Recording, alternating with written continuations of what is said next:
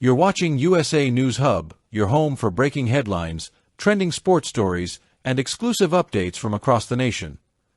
The room went silent for 15 seconds, and in that silence, 300 people realized they had just witnessed something history will never forget. In every generation, there are moments when courage erupts, unexpected and unstoppable. Moments when a single voice doesn't just speak, it shakes an entire room. And on a humid evening in Dubai, at what was supposed to be a calm, polished, carefully managed press conference, Coco Gauff became that voice. The world's rising superstar. A Grand Slam champion. A young woman known for her grace, her discipline, and her ability to stay composed under the brightest lights on earth. Nobody, and I mean nobody, expected the fire they were about to see. Because what unfolded that night wasn't about tennis. It wasn't about sport. It was about family. It was about dignity. It was about a young black woman standing up to one of the most powerful men in global aviation and refusing to bow. The setup: a press conference designed to control the narrative. The event was hosted by Sky Vista Global, a fictional mega airline known for luxury jets, billion-dollar deals, and a reputation for partnerships that benefit them far more than anyone else. On stage sat their chairman, a tall, stone-faced man named Mahmoud Al-Karim. Not a real person, but a symbol of a certain kind of businessman. Smooth when the cameras are on, sharper when they're off. Coco had been invited to speak as an athlete ambassador, a PR move the airline hoped would soften their image. They expected her to smile, wave, say a few inspirational words, and give them the headlines they wanted. But power always makes one mistake: it underestimates the young. When Coco finished answering a harmless question about training, Mahmoud leaned into his microphone with a tone that instantly felt off. He smiled, the kind of smile that doesn't reach the eyes. "Coco," he said, "some say your family pushes you too hard. Some even claim they interfere in your career. Would you say they're holding you back?" The reporters froze. A question like that wasn't journalism. It was a jab. A public attempt to undermine a 21-year-old woman by attacking the people she loves most. Coco blinked, slowly. Her jaw tightened. But before she could speak, he added something worse. "And really," he continued, "America trains its athletes aggressively. Perhaps too aggressively. Perhaps your family is part of the problem." A low murmur swept through the room. "You don't talk about a black woman's family like that. You don't corner her. You don't insult her roots, her home, her people. Not on a stage. Not anywhere. And definitely not in front of cameras broadcasting live around the world."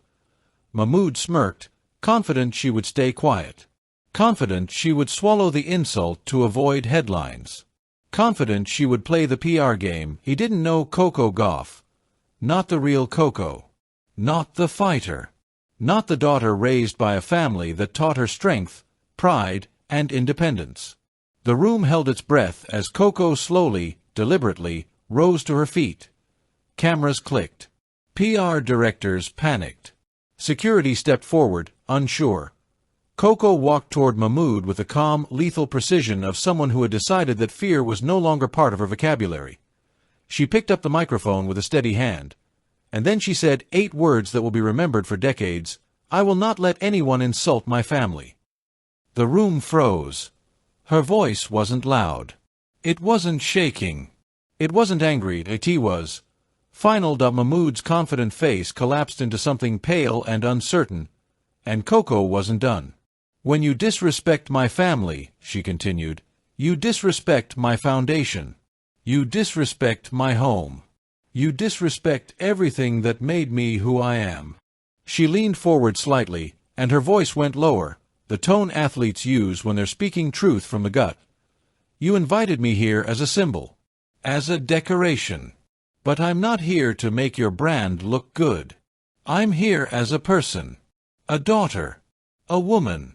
And I will never let anyone try to tear down the people who raised me." A sound moved through the room, not a gasp, not applause. Just awe. Coco Gauff, 21 years old, was standing up to a billionaire airline chairman on his home turf, without flinching. Mahmoud tried to respond, but Coco cut him off with a single gesture, calm, controlled, commanding. "You crossed a line," she said. "And you know it."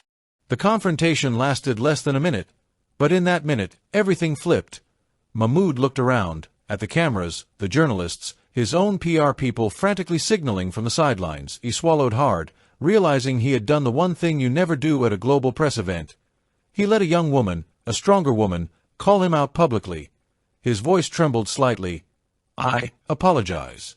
He finally said, "Not scripted. Not planned. Not polished. A real apology." In front of the world. And for 15 long seconds, the room sat in stunned silence. A silence so thick it felt like history was happening in real time. By morning, the clip had 48 million views on X, 63 million views on TikTok, 12 million shares on Instagram.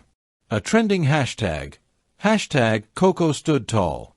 Fans weren't just praising her show of strength. They were celebrating her refusal to let wealth or titles silence her humanity. Coco didn't attack. She didn't threaten. She didn't scream. She simply stood. She defended her family. She demanded respect. And in a world where power often bullies the young into submission, Coco Gauff became the reminder that courage doesn't need volume. It just needs truth. In that moment, Coco didn't just speak for herself. She spoke for every young person told to stay quiet in rooms built to intimidate them.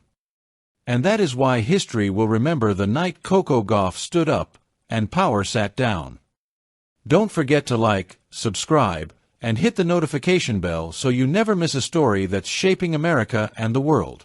We'll see you in the next update.